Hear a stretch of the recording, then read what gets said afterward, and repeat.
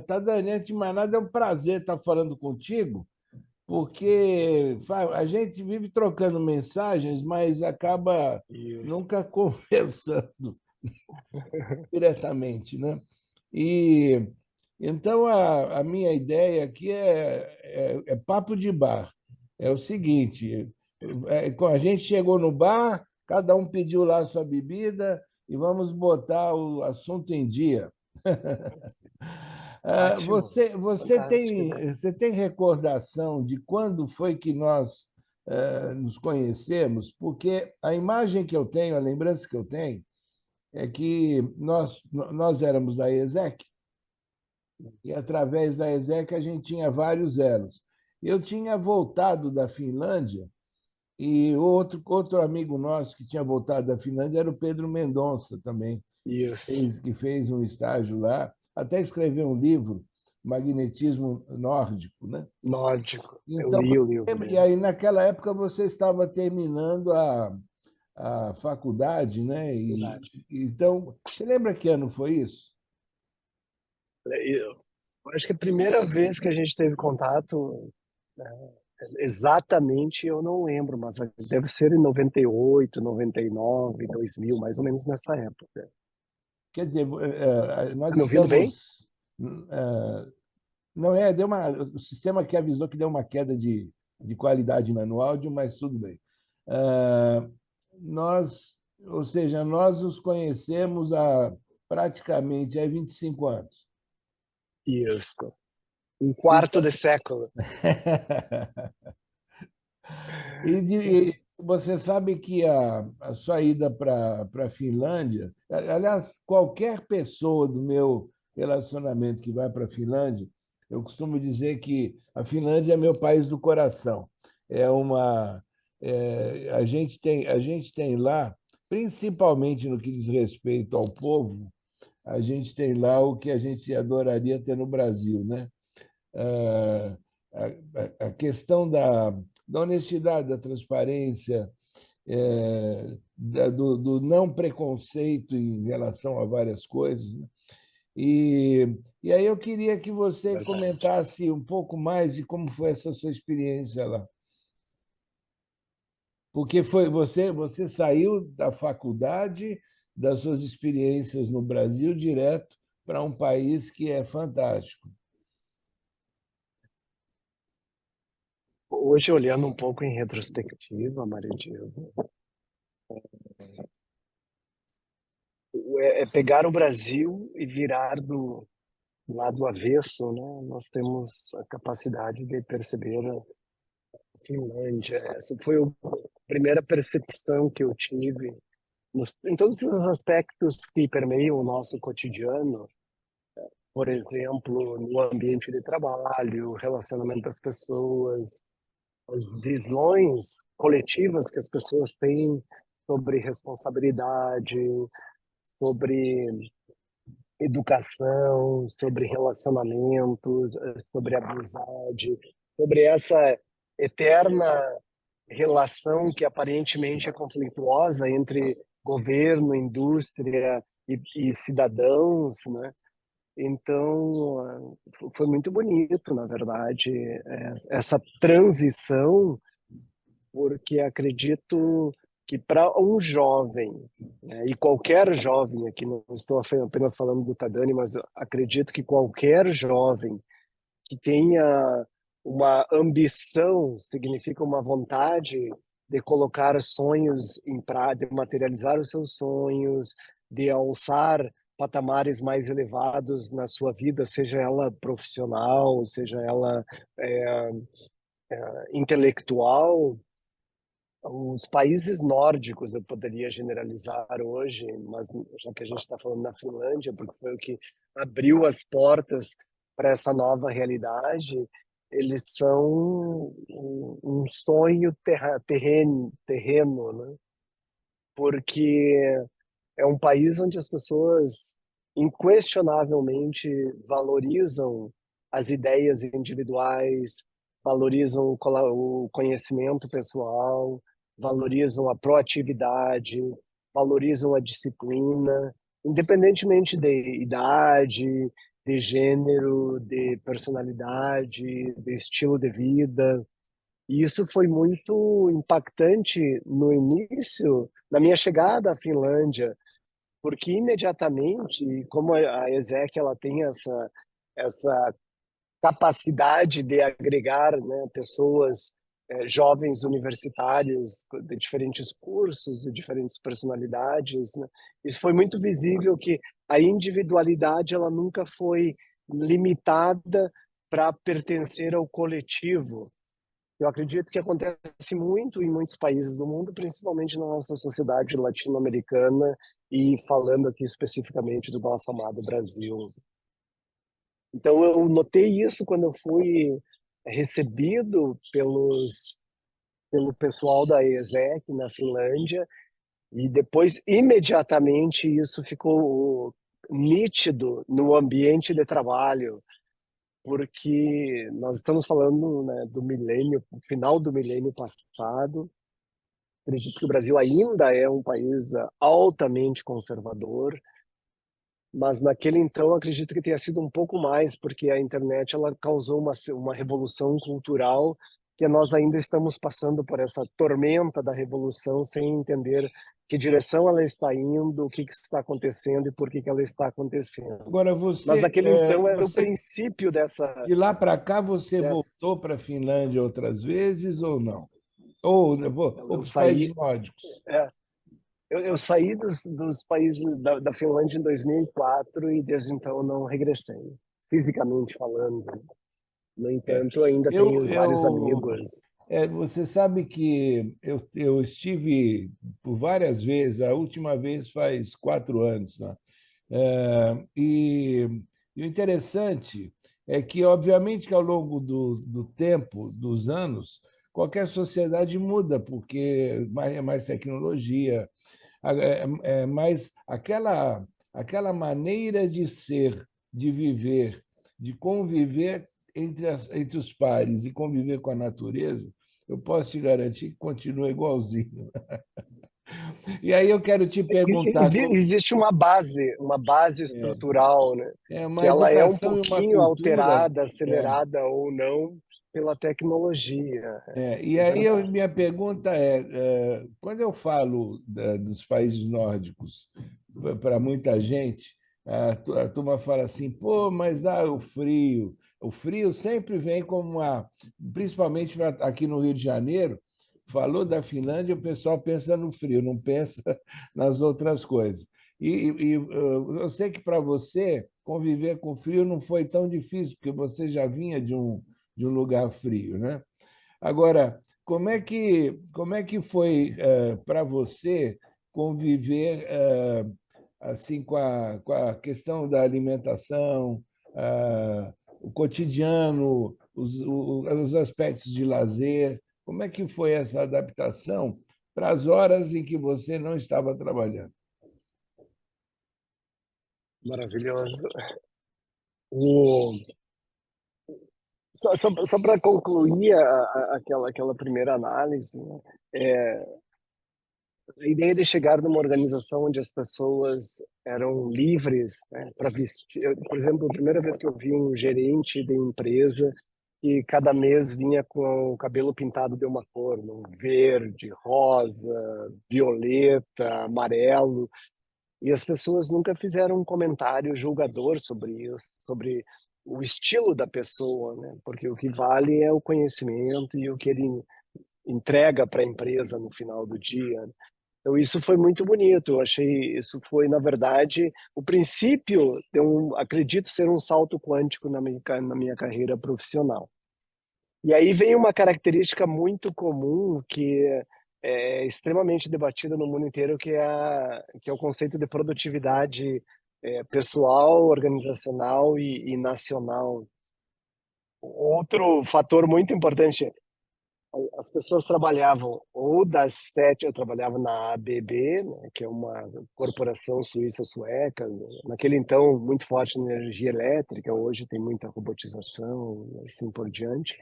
As pessoas chegavam no trabalho às 7 da manhã, trabalhavam até às 3 da tarde, ou às 8 da manhã até às 4 da tarde. No contexto brasileiro, qual eu conhecia, as pessoas ficavam mais tempo no trabalho porque vende a ilusão passa a ilusão de que a pessoa está trabalhando mais, né? Lá não, as pessoas 4 horas, né? Eu trabalhava num parque industrial, que devia ter umas 4.000 pessoas, diferentes prédios e fábricas. 4h15 da tarde, estava vazia a empresa. Só estavam na empresa pessoas que trabalhavam em projetos que eram em outras partes do mundo e que teriam reuniões. Ou seja, quando elas estavam na organização, elas trabalhavam. Isso significa que as pessoas têm muitos hobbies, elas têm muitas atividades que são fora do trabalho. E isso é muito bonito, porque elas fazem isso individualmente e coletivamente. Então, para responder a tua pergunta, como é que era a vida fora do trabalho, era magnífica, né? Porque no inverno as pessoas as pessoas gostam muito de ir à sauna na Finlândia, né? Diz a história de que primeiro tu constrói a sauna e depois tu constrói a casa em torno da sauna. Tanto é que a apreciação pela sauna. E aí vem fatores culturais, por exemplo, as pessoas entram nus na sauna, todas as pessoas, né? Eu lembro que eu fui recebido por uma família, e logo que eu cheguei, aí vamos na sauna, e daí tava toda a família nua na sauna. Aquela concepção de corpo nu físico, para eles não é nada diferente, né? É um corpo e naturalmente está sem roupas, né? Então tinha várias atividades e as pessoas são muito receptivas aos estrangeiros, pelo menos no meu caso foram, né? Então sempre os colegas convidavam, vamos jogar um voleibol, vamos jogar futebol, vamos na sauna. E eu morei numa cidade que é na beira do mar, chama-se Vasa, né?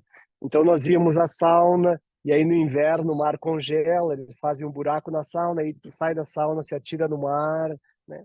Eles frequentam muitos bares e aí nos bares as pessoas vão para ler, elas vão para conversar, elas vão para ficar em silêncio, elas vão para jogar esses jogos tipo Monopoly, Monopólio, Detetive, jogos de cartas, bilhar, né? E além disso, as pessoas têm muitos hobbies de adquirir novas habilidades, né? Por exemplo, aula de piano, aula de canto, aula de pintura, carpintaria, eletricidade, porque as pessoas gostam de fazer tudo elas mesmas na Finlândia, né? É muito comum, por exemplo, um grupo de amigos se reunir e construir a casa de um amigo, né? Porque um é um eletricista, o outro é aquele que cuida do plumber, né? E aí o outro é especialista numa outra parte. É uma sociedade muito bonita. E, Em naturalmente, naquela contraposição, em época, contraposição, no verão,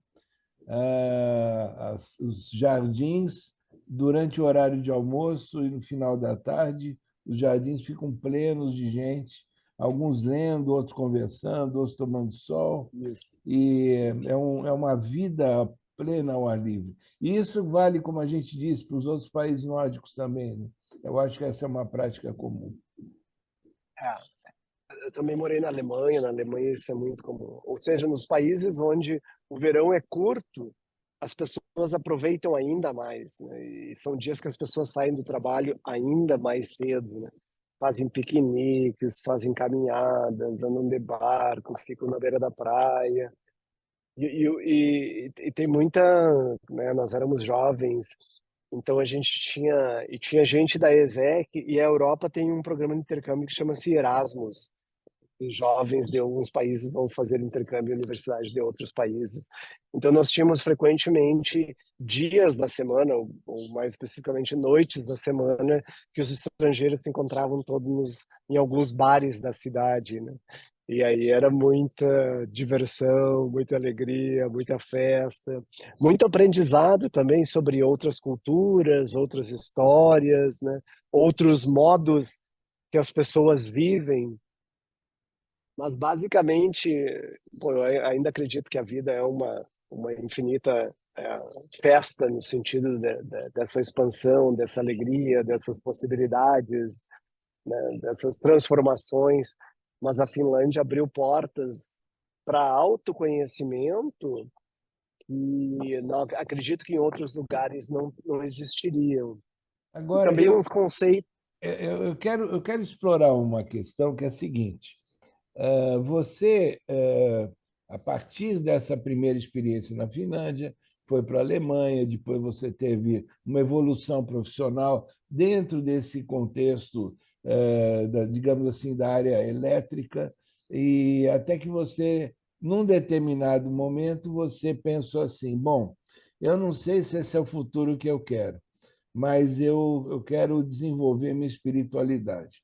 Eu não sei se o pensamento foi exatamente esse, mas a ação foi no sentido de desenvolver a espiritualidade.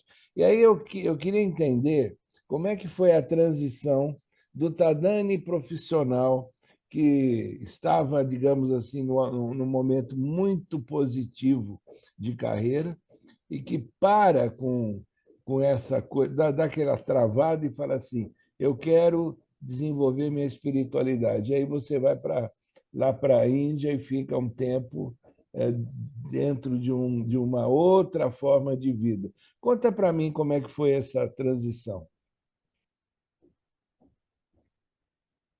Acredito que esses questionamentos existenciais, eles sempre fizeram parte do meu cotidiano por ser um leitor compulsivo, quase que compulsivo desde criança, né? Existem duas coisas que são constantes na minha vida desde que eu tenho memória, né? Uma é a leitura e a outra é a música. São coisas que eu aprecio muito, né? Hábitos que eu aprecio muito. E quando eu estava na faculdade, Mário Divo, na verdade, quando eu estava no terceiro ano de administração, essas dúvidas já estavam saltitando a mente. E a Federal de Santa Maria era uma das poucas federais no Brasil naquela época que podia fazer dois cursos ao mesmo tempo. Então, eu fiz vestibular para filosofia, passei e cursei. Cursei, acho que um semestre ou dois no máximo. Eu combinei com administração e filosofia. Então, essas dúvidas eu acredito que sempre fizeram parte da minha vida. Até por uma pessoa que lê muito, né? E tu acaba lendo filosofia ou literaturas filosóficas, né? Ou questionamentos existenciais que certos eh, cara, caracteres de personagens de alguns livros possuem. Mas eu lembro exatamente quando eu tive essa faísca, essa dúvida. Eu não mais morava na Europa, eu trabalhava para a EDF, que é Société de France, estatal francesa, e morava no México. O México foi meu despertar espiritual, acredito. Ele alavancou esse processo porque o México possui culturas indígenas que vivem ainda da maneira como os seus ancestrais viviam espiritualmente, socialmente. Eu li um livro muito interessante que chama-se a Antropologia dos Povos Mexicanos, e li vários livros místicos. Ali começou esses questionamentos e eu lembro exatamente um dia eu acordei. Eu falo isso para as pessoas porque para mim a memória é muito lúcida. Eu gostava muito do que eu fazia, sempre gostei muito de trabalhar, gostava muito da carreira corporativa, do mercado de energia eólica, que eram energias renováveis, ainda incipiente naquele então. Era super interessante, estimulante, pessoas realmente engajadas em implementar essa matriz energética em diversas partes do mundo. E um dia eu acordei e tive aquela sensação: mas eu vou fazer a mesma coisa hoje. Não durou muito tempo, durou alguns segundos, mas foi o princípio. E depois de alguns meses, analisando o entorno, eu decidi tirar um ano sabático e dedicar-me à leitura, a estudos, a reflexões, mais à escrita, que acredito que a escrita é uma maneira de também organizar nossos pensamentos e visões do mundo. E esse ano sabático acabou durando 6 anos. Aí eu vim para o Brasil, fiquei um tempo por aqui, conversei com diversas pessoas e eventualmente fui para a Índia. Quando eu estava na Índia, Então, mas eu esse ano sabático que durou 6 anos, Você estava aonde? Estava no México ou na Índia? Eu saí do México, vim para o Brasil, fiquei um tempo nas montanhas ali na Serra, perto de Santa Maria, no meio do mato, e depois fui à Índia. Depois de um tempo, fui à Índia, e na Índia eu conheci o que veio a ser meu mestre, ainda é meu mestre, naturalmente, Swami Dayananda Saraswati, que é um mestre de Advaita Vedanta, que é um corpo de conhecimentos que faz parte das escrituras sagradas hindus. Eu fiz um curso de 15 dias, e nesses 15 dias, de uma maneira muito metódica, clara, lúcida e prática, a maioria das questões existenciais que eu sempre tive foram respondidas. Aí depois acabei ficando mais 15 dias, isso tudo num ashram. Ashram é um monastério hindu. Naquele então era no norte da Índia, aos pés dos Himalaias. E acabei ficando 4 meses no ashram. Depois viajei pela Índia algum tempo, fui morar na Europa, recebi uma proposta de trabalho em Barcelona, e fiquei um tempo em Barcelona, e quando eu estava em Barcelona eu decidi, não, eu voltarei à Índia e dedicarei alguns anos da minha vida a esse corpo de conhecimentos. E aí eu fui para a Índia para estudar, e vivi uma vida monástica por 3 anos, né? Foi diríamos, a base da maioria das transformações que E aconteceram esses na três minha anos vida. foram em que local Eu da Índia? morei 2 anos, um pouquinho mais de 2 anos no sul da Índia, o estado mais meridional da Índia, que chama-se Tamil Nadu, também no ashram, no monastério do meu mestre. E depois, 1 ano e alguns meses, voltei ao norte para aquele mesmo ashram que eu tinha estado anteriormente, né? Ou seja, morei nos dois extremos da Índia, né? E No como é extremo que é, meridional e no extremo uma setentrional. curiosidade, nestes 3 anos, nos dois locais, como é que era o cotidiano? Assim, como é que é o dia a dia de quem está nesse local? Ele é interessante, estimulante, disciplinado e demandante. Normalmente, eu vou descrever como que é o dia de um brahmachari. Brahmachari é um estudante das escrituras sagradas hindus, né? O termo em sânscrito que a gente usa. Como é um corpo de conhecimentos, a vida é dedicada aos estudos. Então, normalmente a gente acorda 4h30 da manhã, 4:45, toma um banho e vai para o templo, que é onde tem os rituais matutinos. Isso dura 1h30, mais ou menos, 1h45 minutos. Depois tem uma meditação, normalmente é uma meditação guiada, né, que é um complemento ao conhecimento, feito pelo mestre. Depois café da manhã, o intervalo. Durante a manhã tem normalmente 3 aulas, diferentes textos, porque a gente estuda os textos dos que chamam-se Upanishads, ou Bhagavad Gita, ou Prakarana Granthas, que são textos um pouco mais simples. Almoço, depois um descanso, à tarde 2 aulas mais, às vezes aula de cantos, às vezes aula de sânscrito, que é o idioma das escrituras sagradas hindus, e depois uma aula ainda dos textos sagrados. E já estamos no final da tarde, tem mais, vai o templo, tem um ritual novamente, dura 45 minutos, no máximo 1 hora.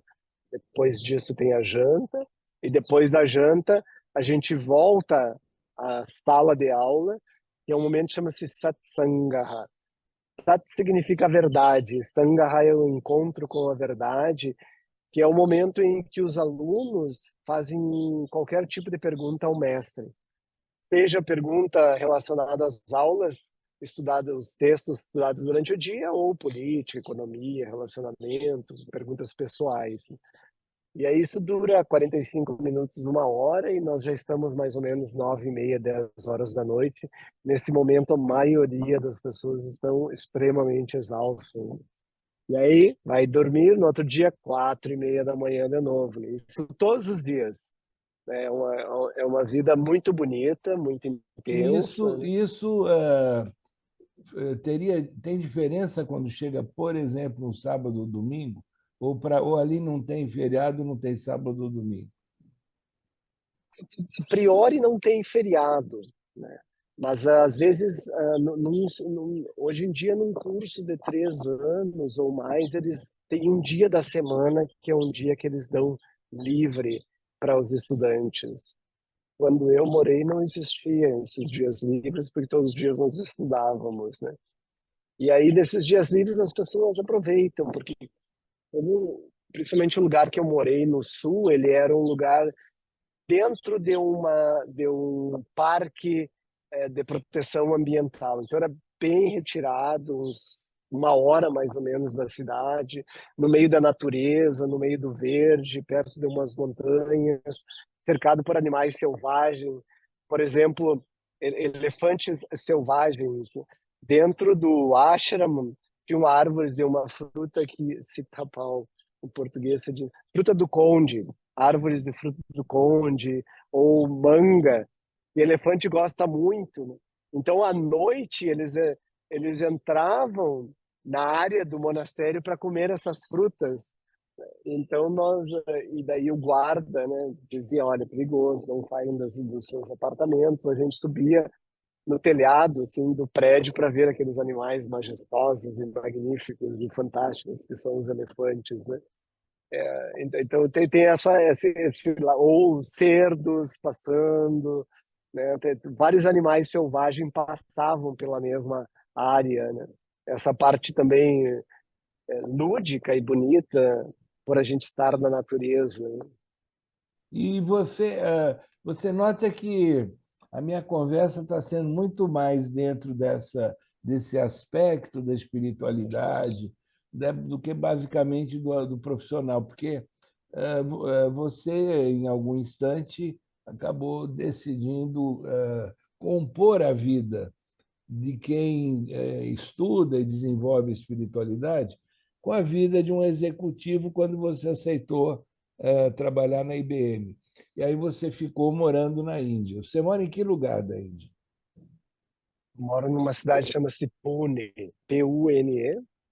Ela fica no estado de Maharashtra, que é um dos maiores e talvez mais prósperos estados da Índia. A capital do nosso estado é Mumbai, ou Bombaim, que é a capital financeira da Índia, Então, correlacionada a São Paulo, no Brasil. e aí você começou a conviver com a atividade executiva de na IBM, inclusive com uma ação global, né? E, ao mesmo tempo, com a espiritualidade. E aí, a pergunta que eu quero te fazer diz muito ao que a gente hoje encontra no mundo, principalmente no mundo capitalista, e quem vive ainda mais num clima global, que é o executivo ter que harmonizar a demanda do trabalho, os resultados que lhe são cobrados, com manter um equilíbrio e uma saúde física, mental e espiritual. E hoje, você, no seu cotidiano, eu sei que consegue fazer isso, mas como é que você vê no seu entorno? Depende da cultura local para as pessoas terem esse equilíbrio? Ou é muito mais uma questão de um executivo de qualquer lugar dedicar parte do seu tempo, da sua vida, a desenvolver a espiritualidade? Eu vejo o contrário. Eu vejo muita gente entrando em burnout, entrando em estresse, porque não sabe compor. Como é que você aborda essa questão? Muito louco. Faremos algumas horas para fazer uma Não, eu análise sei, mais nós temos. profunda sobre essa, É ir no mas de uma foco, forma é ir na sucinta. essência. Acredito que o ponto mais importante é a visão de Advaita Vedanta sobre a individualidade, sobre quem eu sou, né? O que é o indivíduo, qual a essência do indivíduo, é a base de toda essa transformação. Porque, a priori, a percepção que nós temos, né? Eu sou um indivíduo pequeno, limitado espacialmente, limitado temporalmente, emocionalmente, intelectualmente, economicamente eu nem entro no assunto, né? Senão o pessoal começa a chorar em casa. Então, é essa percepção que nós temos e que tem uma certa validade empírica, né? Uma realidade empírica, ela é questionável e questionada sobre a visão de Advaita Vedanta, porque essa não é a realidade da nossa essência. Então, quando nós nos expomos a esse conhecimento e realmente entendemos a plenitude da nossa essência, e de uma maneira sucinta, o que significa a plenitude da minha essência, é que a fonte de alegria, a fonte de segurança, a fonte de paz, a fonte de coragem, a fonte de gratidão, ela não está no mundo externo, e sim ela é inerente à minha existência. Então, quando essa mudança cognitiva realmente acontece no nosso cotidiano e ela é assimilada, não importa onde a pessoa esteja, o que ela esteja fazendo, qual o seu papel na sociedade, essa sapiência não desaparece do seu cotidiano. Então, é uma mudança, é uma transmutação muito grande, porque antes do conhecimento, eu achava que o mundo me provia amor, o mundo me provém em segurança, o mundo me provém em prosperidade, o mundo me provém em oportunidades, né? E eu sigo mendigando e correndo atrás daquela satisfação, daquele reconhecimento, daquele respeito que não vem, porque está todo mundo correndo e buscando e até mendigando aquelas mesmas coisas para esse outro lado da transformação, onde não é lá fora, isso é a minha essência. E para mim é irrevogável essa realidade sobre quem eu sou. Então, eu parto de outra visão de mundo, né? Essa plenitude, essa abundância, essa sapiência, com ela eu me aproximo a qualquer papel que eu executo na vida, seja ele no ambiente de trabalho, seja ele no ambiente familiar, seja ele no ambiente social. Ou seja, essa estrutura irrevogável de que minha essência é plena, eu transfiro ela para qualquer papel que eu exerço. E os papéis são temporários, os papéis são limitados, os papéis são flutuantes, né? Então, tu lida com, diríamos, os sucessos e as falhas, as alegrias e as tristezas, os momentos favoráveis e os momentos desfavoráveis, né? A receptividade e a animosidade sobre essa perspectiva. E tu consegue, consequentemente e inevitavelmente, olhar para o mundo, ou seja, para as pessoas, para as situações, para as circunstâncias, de uma maneira mais objetiva. O que significa uma maneira objetiva? É olhar para as coisas como elas são, e não como eu gostaria que elas fossem, né? Eu tenho É, um amigo com quem eu converso muito sobre isso, em que a gente tem uma visão de que o centramento da pessoa está exatamente em não se deixar levar por extremismos na hora de olhar a situação e pensando assim, é como se eu tivesse nós estamos de óculos, né? O óculos, se ele estiver embaçado, sujo de óleo, eu vou ver algo que não é exatamente a realidade. Então, o centramento é quando a gente tenta limpar o entorno do que seria um julgamento ou até uma visão desfocada. E se a gente se acostuma com isso, olhando com o que a gente tem dentro, a gente acaba convivendo, digamos assim, melhor com o nosso entorno, ainda que possa eventualmente ter erros, acertos e se alternando, né? E aí, isso tem a ver com o curso que você vai dar de prosperidade e espiritualidade? Nesse curso, olha o spoiler aí, né? Nesse curso tem alguma ligação com isso que a gente está falando? toda a ligação, né? A gente faz um curso já que surgiu. Quando eu voltei para o mundo corporativo, eu tive vários impactos, naturalmente, mas ele serviu também para corroborar o quão importante, válido e prático é esse corpo de conhecimento que nós chamamos de Advaita Vedanta. E aí eu notei que existiam é, certos espaços abismais entre praticidade e o quão esse conhecimento pode contribuir pessoalmente e organizacionalmente, né? E o que eu estava observando. Isso que eu estou falando, por exemplo, no caso da IBM, que na minha opinião é uma empresa fantástica de trabalhar, que valoriza conhecimento, proatividade, inovação, né? Encourage, motiva as pessoas a colaborarem, né? Porque tu não consegue fazer inovação e visualizar um futuro que ainda não existe sem colaborar com pessoas de diferentes conhecimentos, sejam eles técnicos ou intelectuais, né? E aí eu resolvi criar um curso onde a gente fala sobre inovação, a gente fala sobre administração do tempo, a gente fala sobre relacionamentos, mas a base desse curso é o conhecimento de Advaita Vedanta, né? É trabalhar a essência pessoal. Esse é um curso, na verdade, bem mais longo, mas o que eu vou dar agora no Brasil, ele é bem mais sucinto, onde a gente vai trabalhar premissas irrevogáveis sobre a nossa essência, que se realmente estão assimiladas, ela tem um impacto nas nossas organizações, e qual o tipo de impacto que ele vai ter nas nossas organizações e qual o resultado que ele tem na minha vida, seja ela emocional, intelectual ou econômica, né? Porque estão conectados, né? Uma vez que a gente muda a fundação ou a base, inevitavelmente tem um ripple effect, tem um efeito dominó que causa um impacto nas nossas vidas, né?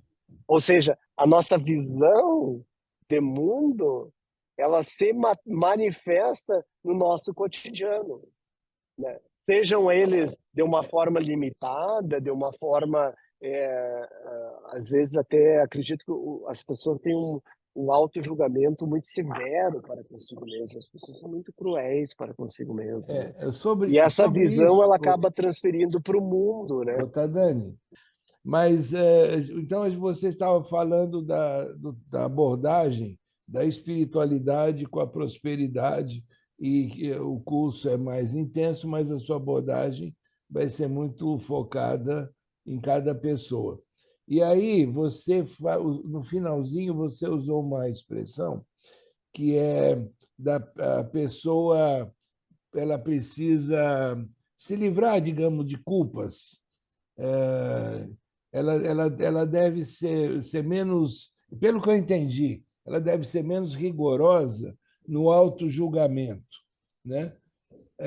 E algumas pessoas que desenvolvem cursos e trabalhos nessa linha, não necessariamente com base na linha hindu ou na linha budista, elas sempre falam em que nós temos que começar perdoando as pessoas ou auto-perdoando as coisas que a gente eventualmente cometeu.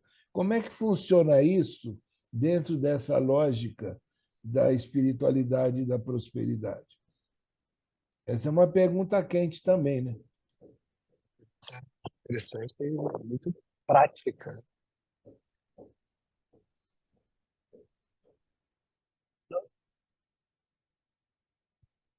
O ser humano é o resultado de um contexto. A pessoa, ela nasce, volta, pegando a linha, né? A pessoa nasce num país nórdico, ela tem uma educação baseada naquele contexto espiritual, social, político, econômico, individual e coletivo. Ela nasce na África, ela vai ter outra perspectiva. Ela nasce na Índia, terá uma perspectiva diferente. Nasce no Japão, mudará. Nós somos naturalmente resultado de uma herança cultural e histórica, e inevitavelmente tem um impacto na nossa psique e a visão que a gente tem do mundo. E isso é muito importante entender, porque elas formatam as bases da nossa personalidade. E nós somos, diríamos, quase, nós somos amamentados segundo essas características existenciais, né? No entanto, é extremamente importante entender que, independente do lugar onde a gente nasce, a partir de um certo momento em nossa existência, onde a ideia de individualidade começa a se formatar no ser humano, que seria lá pela adolescência, é o eu, o indivíduo, com os meus desejos, com o que eu gosto, o que eu não gosto, uma personalidade um pouquinho mais definida, é onde nós começamos a exercer o nosso livre-arbítrio, né? E esse nosso livre-arbítrio, ele nos brinda a possibilidade de ou perpetuar aquele modus vivendi do ecossistema onde nós nascemos, ou observar e ver, olha, tem certas partes desse ecossistema que eu acredito que não estejam de acordo com o que eu ambiciono para minha existência e, portanto, eu prefiro seguir esse caminho. Isso é muito visível na realidade que a gente viveu como estudantes na época da ESEC. Nós vivemos num contexto universitário, que é o curso que a pessoa escolhe, que ele vai te preparar e formatar para uma realidade econômica, política e social, frequentemente do ambiente onde a pessoa está, e de repente tu entra num grupo que é a ESEC, onde o mundo se torna a tua possibilidade de trabalhar e de viver. Isso é um salto quântico na maneira como nós nos percebemos como indivíduo e percebemos o mundo como um lugar onde podemos contribuir com nossos conhecimentos e nossas percepções. E aí, voltando, né, isso é importante entender porque nós somos, inevitavelmente, frutos do meio. Mas nós não somos o meio. Nós temos a possibilidade de passar por processo de transformações infindos, né? Até chegar a uma certa, diríamos, aprimoração espiritual, emocional e intelectual. E por que eu digo isso? Porque hoje, né, após morar em muitíssimos países ao redor do mundo, eu já morei na Finlândia, na Alemanha, na Espanha, na Bélgica, no México, atualmente moro na Índia, e todos eles são culturas bastante é, enraizadas e ricas historicamente, culturalmente e espiritualmente. Eu vejo que essa possibilidade de transformação, ela é inalienável à nossa essência, mas também nós somos resultados do lugar onde nascemos, né? E aí, quando eu analiso a realidade latino-americana, porque eu já trabalhei em quase todos os países da América Latina, né, e principalmente a brasileira, que é a realidade onde eu fui criado, e ainda mais a gaúcha, que acredito ser um pouquinho distinto de muitas partes do Brasil, né? Existe tipo um teto emocional que a gente não passa daquele teto emocional, que é um teto também definido pela religiosidade, pela espiritualidade, pela estrutura social e política do local onde nascemos.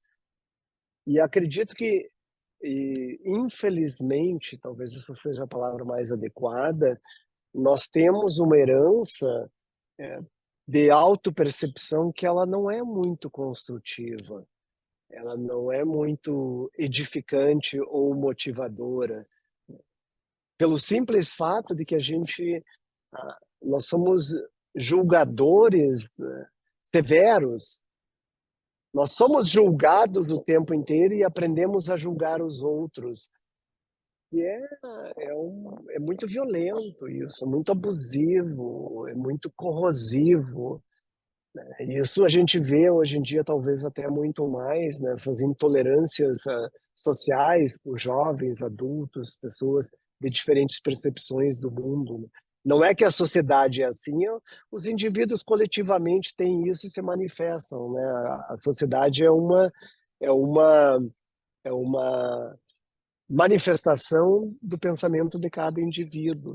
Mas o que eu acho mais perigoso e, e, e até nocivo é que esse julgamento as pessoas têm para com elas mesmas. As pessoas acordam de manhã, Mário Diego. Quando elas se olham no espelho, é uma avalanche de julgamentos, de insatisfação, inadequação e não aceitação. Você As pessoas acredita? se olham no espelho, as pessoas se olham no espelho, né, e não se aceitam. Fisicamente falando, que é o mais simples e prático, não tem muita coisa que mudar. A tua altura tu não vai poder mudar, né? A cor do cabelo, isso aí tudo é herança genética, de cromossomos, né? E mesmo assim as pessoas persistem, né? Ah, eu queria ter cabelo mais longo, queria ter cabelo mais curto, ah, eu queria Você ser mais alto, queria acredita ser que mais as baixo. pessoas hoje, como você está dizendo, têm esse tipo de reação perante o espelho, porque elas pensam assim ou elas aceitam o que os outros, através da mídia social, de alguma maneira, julgam e essa mensagem chega até elas? Ou seja, mudando a forma de perguntar, eu fico com esta reação porque eu penso isso ou eu estou assimilando o que os outros pensam e me transferem como mensagem? A mídia social hoje não está sendo cruel nesse sentido? É um viver mecânico, né? A gente repete padrões ao qual nós fomos expostos. Pouquíssimas pessoas se dão a oportunidade de questionar esses padrões. Elas só perpetuam um ciclo, que é a tendência da maioria dos seres humanos. Poucas pessoas param e questionam a realidade do seu entorno, porque tem um custo. O questionamento, ele tem um preço às vezes alto, ele é proporcional ao quão distinto tu quer ser da realidade onde tu está vivendo. Por mais amorosa que seja essa nova realidade, né? Por mais construtiva que possa ser essa nova visão de mundo, por mais colaboradora e agregadora que essa nova visão de mundo possa ser. Então, é muito mais fácil eu viver no mecânico. Né? O que que é eu viver no mecânico, né? Ah, meus pais faziam isso, eu faço isso. A minha sociedade faz isso, eu faço isso. Né? É, é aquela visão extremamente limitada, né? Que aqui no sul a gente ainda tem aquelas corridas de cavalo que é cancha reta, né? E daí os cavalos eles têm uma viseira porque eles só têm que olhar numa direção. Né? E muitas pessoas vivem a sua vida assim. E aí quando alguém aparece que é distinto, isso coloca em jogo toda a visão de mundo que as pessoas têm. E ao invés delas pararem, deixa eu ver se tem algo benéfico, algo prático, algo benevolente para a minha vida nessa nova realidade, não. Elas se sentem insultadas porque isso questiona a maneira como eu vejo o mundo, naquela visão limitada. E daí o que elas fazem? Elas ignoram, né? Elas insultam, elas não toleram, elas ostracizam essas novas visões de mundo. Né? E, infelizmente, a maioria das pessoas vai viver a vida inteira assim. Daí vai Agora, nascer de novo, e vai nascer A de Índia é novo, um e vai nascer país de novo. conhecido, a Índia é um país conhecido por suas castas, né? As castas sociais, né? E se a gente fizer um paralelo, se a gente fizer um paralelo, no Brasil, dada a construção social que nós temos no Brasil, a gente não tem, é claro, o mesmo princípio de castas da Índia, mas a gente tem classes sociais bastante segmentadas e então, dentro desse paralelo, como é que alguém que está preso nessa casta, ele pode sair? Muitas vezes não é só com a força mental e espiritual dele, né? Ele depende de oportunidades. Como é que você vê essa situação, quando agora olhando o lado do executivo, que olha o mundo, como é que você vê essa situação quando nós temos um país como o Brasil ou como a Índia, em que o profissional muitas vezes, por mais competente que ele seja, ele não tem a oportunidade do salto. Ele tá preso àquela condição que o seu nível social permite. A gente vê isso muito em escolas, né? As escolas particulares de primeiro nível oferecem mais condições aos alunos para darem seus saltos quânticos profissionais do que as escolas públicas, que muitas vezes têm limitação de sala. Você sabe isso. Problema de sala, carteira, não tem internet, enfim. Como é que essa questão você compara entre a Índia, que é país de caste, o Brasil, que tem esses problemas? Como é que lá as pessoas podem dar um salto quântico? Como é que você vê isso aqui? É uma pergunta muito abrangente, mas eu gostaria de ter essa sua percepção. Como é que a gente poderia tratar melhor esse problema? Em primeiro lugar, eu vou tomar alguns minutos, Não, não, à poucos vontade. minutos para Eu gastei os explicar. minutos para perguntar, agora usa. Não, é, o que os Vedas falam sobre o sistema que é chamado de casta, né? A percepção que o mundo tem e o que está escrito e é ensinado nos Vedas são dois mundos completamente diferentes. Eu vou tomar alguns minutinhos para explicar como que funciona esse sistema. É um sistema de estruturação social. E quando eu explicar esse sistema de estruturação social, nós chegaremos à conclusão que o mundo inteiro possui a mesma estrutura. Por exemplo, segundo os Vedas, existem quatro tipos de estruturas sociais, de grupos nessa estrutura social. Primeiro são os Brahmanes. Brahmanes são aqueles responsáveis por assimilar o conhecimento dos Vedas, praticar esse conhecimento e perpetuar esse conhecimento. Em qualquer outro lugar do mundo, essa é a responsabilidade dos líderes religiosos. Brahmanes existem na Índia, só que na Índia tem um nome específico, né? Existe no mundo inteiro. Depois tem os kshatriyas. Kshatriyas são aqueles responsáveis pela lei e ordem, né? Executivo, legislativo, judiciário, né? E sistema de defesa, né? Exército e policiais. Então, os kshatriyas são aqueles por manter a estrutura social em ordem, sem desorganização e proteger, né, as fronteiras nacionais. Existe em qualquer lugar do mundo. Depois vem os Vaishyas. Os Vaishyas são aqueles responsáveis pela prosperidade e desenvolvimento econômico do país, que são os empreendedores, os empresários, os industrialistas, ou seja, aqueles que geram valor na economia nacional.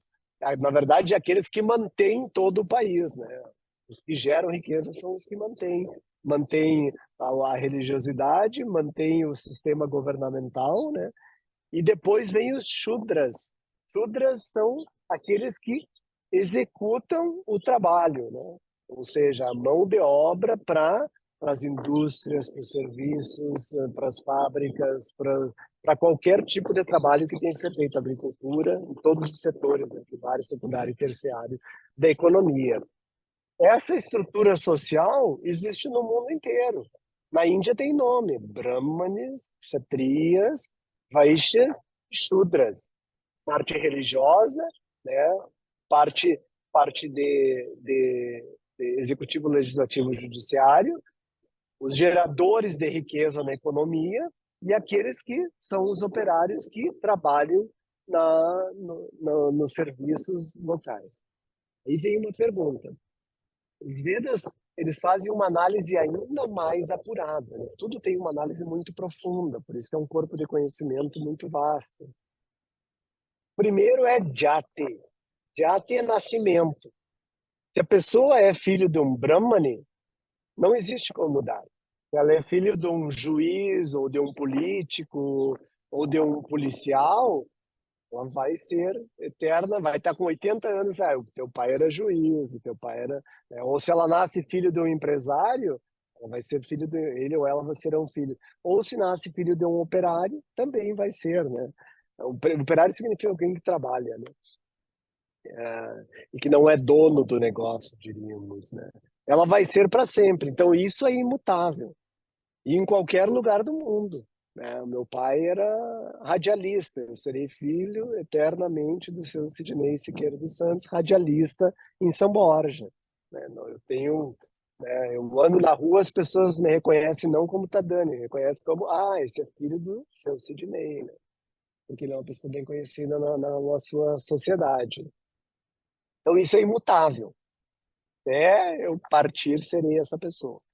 Depois, outra característica que eles olham, seu nascimento, já. A outra característica que você olha é personalidade, né? Gunas. Qual a predisposição que eu tenho? Eu tenho predisposição espiritual, religiosa, filosófica, eu tenho predisposição governamental, de proteção, de guerras, né? Uma parte mais militar, policial ou política. Eu tenho uma predisposição empresarial, de empreendedorismo, ou eu tenho uma predisposição a trabalhar para os outros. Isso tudo depende da personalidade, e cada pessoa tem a sua. Esse é o segundo fator que é analisado. E o terceiro fator é karma. Karma, nesse caso, significa o que realmente eu faço. Por exemplo, eu posso ter uma predisposição espiritual, mas eu não estou tendo oportunidade. Então, eu trabalho numa empresa.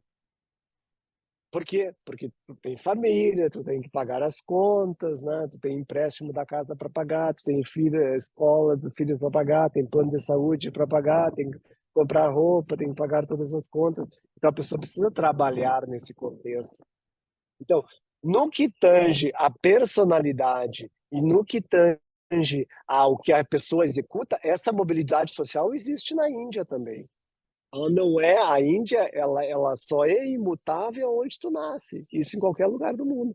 Mas tu pode nascer filho de um Brahmane e ser um empresário, né? Tu pode nascer filho de um político e ser uma pessoa que trabalha para uma empresa, empregado de alguém, né? Por exemplo, mundo corporativo, nós somos Ou seja, a empregados visão de de uma casta que a gente corporação. tem no Ocidente é deturpada. Errônea, completamente deturpada. Existe uma razão pela qual essa deturpação aconteceu, porque a Índia foi colonizada por mais de um milênio, né?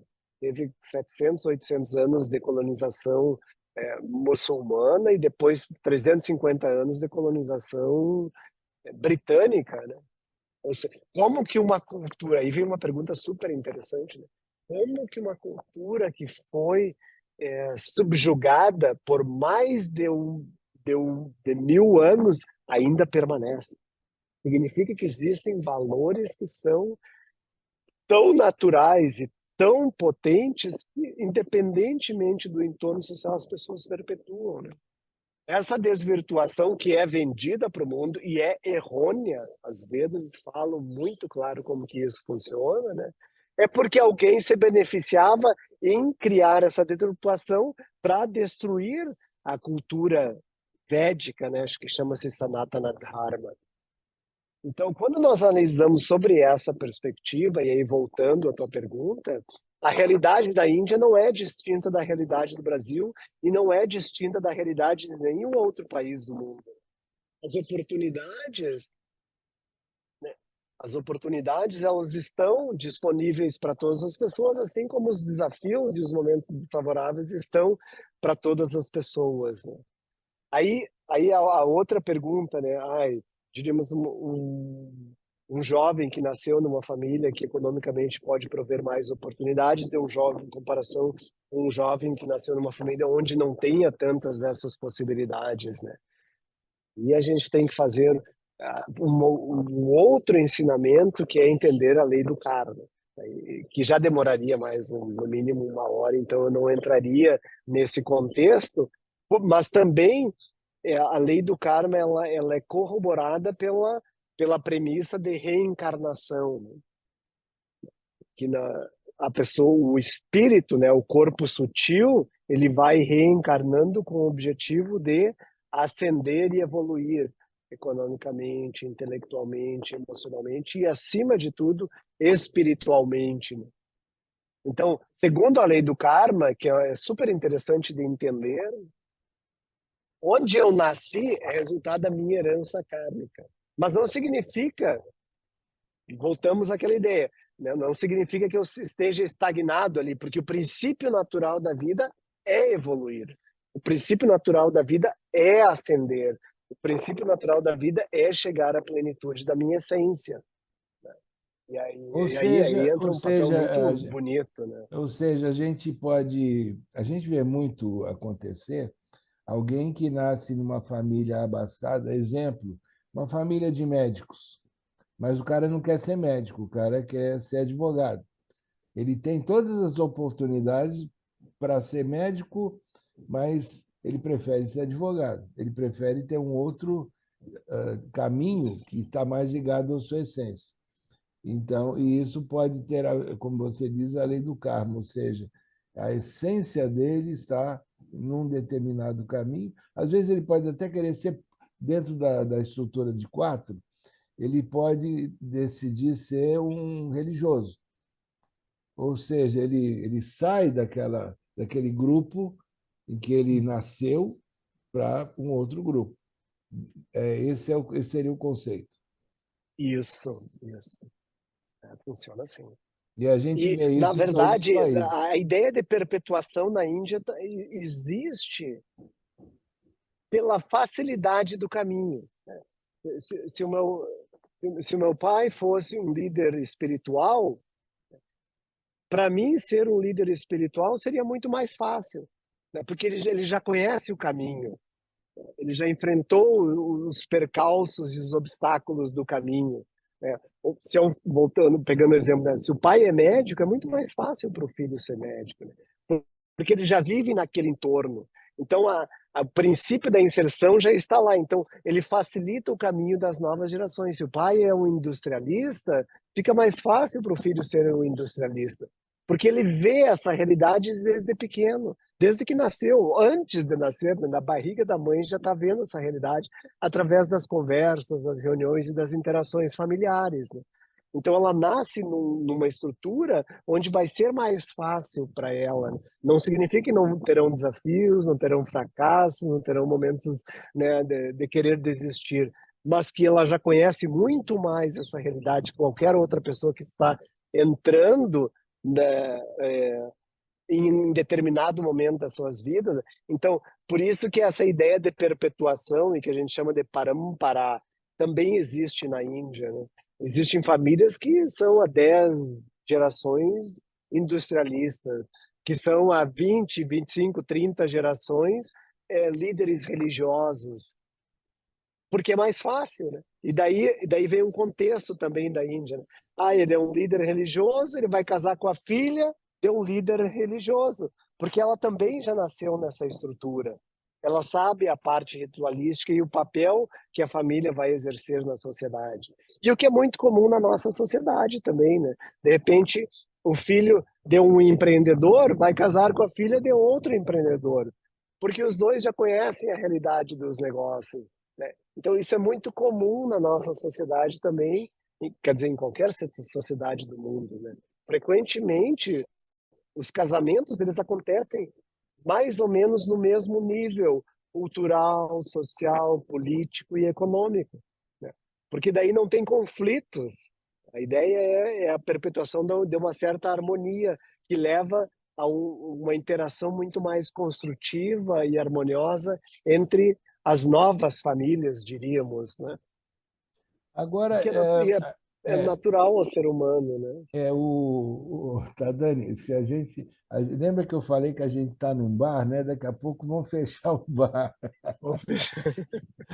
Eu tenho uma questão que Pede mais um chazinho, né? nós temos aí mais uns 6 minutos, né? Eu tenho uma questão que me chama a minha atenção pessoal, que em determinado momento da história da humanidade, muito próximos, nasceram Confúcio na China, o Buda na Índia e Sócrates lá na Grécia. Se a gente for pegar na essência, os três falavam mais ou menos a mesma coisa, que é o de a pessoa tem que conhecer a si própria. Ela tem que desenvolver o autoconhecimento como fundamento, né, daquilo que ela vai ser, na vida. Como é que você, que estudou bastante todo esse lado do budismo, essa filosofia dentro da Índia, como é que você compara com aquilo que se pratica na China e, de certa maneira, se pratica como um resultado do socrático? Uma ótima pergunta. Primeiro, esclarecer, o que eu estudo, na verdade, é parte do hinduísmo, não do budismo, né? Os Vedas são as escrituras sagradas hindus.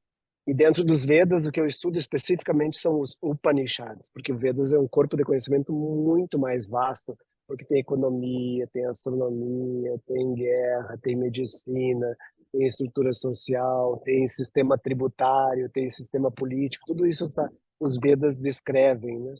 É um riquíssimo e vasto corpo de conhecimento.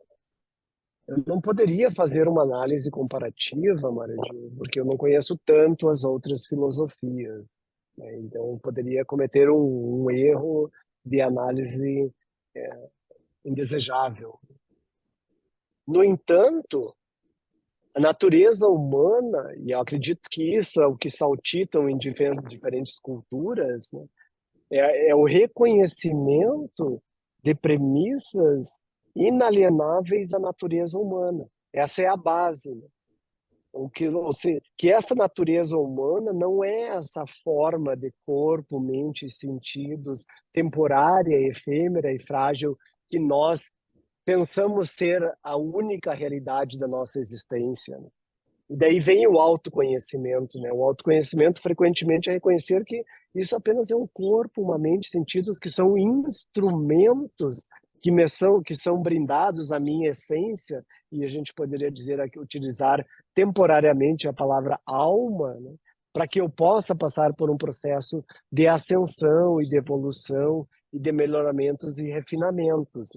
E isso existe não apenas, né, no confucionismo ou na tradição persa, através do Zoroastro, as tradições nativas, né, da Europa antiga, da América antiga, dos povos que existiram também aqui nessa região do mundo, né? Ou seja, é o reconhecimento de que essa existência física, além de efêmera, ela é muito curta. O que são 60, 70, 80, 90, 100 anos, em comparação com milhões e milhões de anos que esse pequeno planeta né, existe? É insuficiente para uma pessoa passar por apenas uma existência e ter todo esse processo evolutivo. Esse é o reconhecimento básico de todas essas tradições, diríamos, filosóficas e espirituais, né? Se essa é a verdade, daí surge a pergunta, né? Então, se essa não é a realidade da minha essência, qual é a realidade da minha essência? Esse é o Bom, jardim de infância, diríamos, de uma caminhada espiritual, né?